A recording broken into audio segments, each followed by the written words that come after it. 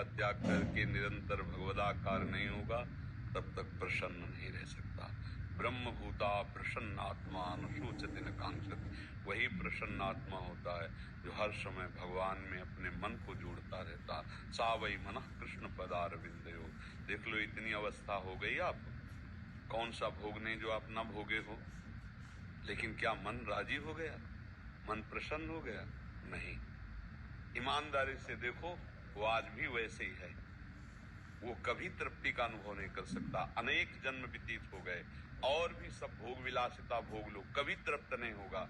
वो विश्राम पाएगा तो भगवान, क्योंकि भगवान का अंश जीव कभी प्रकृति से विश्राम प्राप्त कर ही नहीं सकता, चाहे जितना भोग ले, चाहे जितना एकत्रित कर ले, चाहे जितना बैंक बैलेंस कर ले, ये प्रसन्न नहीं हो सकता।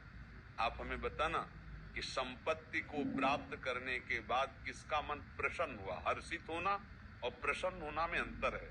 हर्षित होगे तो शोकित होना पड़ेगा, लेकिन प्रसन्नता ये द्वंद्वातीत है, भगवदाकार है। आपने प्रसन्नता शब्द का ये केवल भगवान के चिंतन से ही होगा, ना बैंक बैलेंस से होगा, ना नाना प्रकार की भोग विलासिता से होगा। अशांति बढ़ती जाएगी जितना बैंक बैलेंस बढ़ेगा और जितना भोग बढ़ेगा, शांति नहीं बढ़ सकती। देख लेना, जितना भजन बढ़ेगा उतनी शांति होती चली जाएगी, जितना भोग भोगते जाओगे उतनी अशांति बढ़ती चली जाएगी। आप खुद अनुभव करके देख लीजिए। तो शांति प्राप्त करने के लिए, प्रसन्नता प्राप्त करने के लिए अपने कर्तव्य का धर्म पूर्वक पालन करते हुए नाम जप किया जाए। कोई भी गंदा आहार, गंदा पेय ना पिया जाए, नहीं तो मन थोड़ी देर के लिए बेहोश होता है उस प्रमाद स्थिति में, तो उसी को तुम आनंद मान लेते हो। अभी आनंद जाना कहाँ?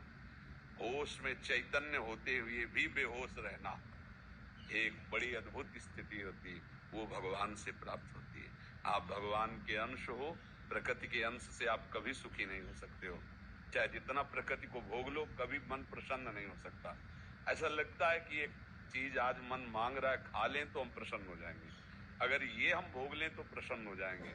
लेकिन जिसको तुमको सोच रहे हो कि भोग लें, उसको कोई भोग रहा है, लेकिन वो भी किसी और के लिए सोच रहा है। वो भी ऐसा नहीं कह सकता कि अब कछुनाथ न चाहिए मोरे, मैं प्रसन्न हूं, अब मुझे कुछ नहीं, ये नहीं कोई बोल सकता। ये वही बोल सकता है जिसका चित्त भगवान से जुड़ा हुआ है।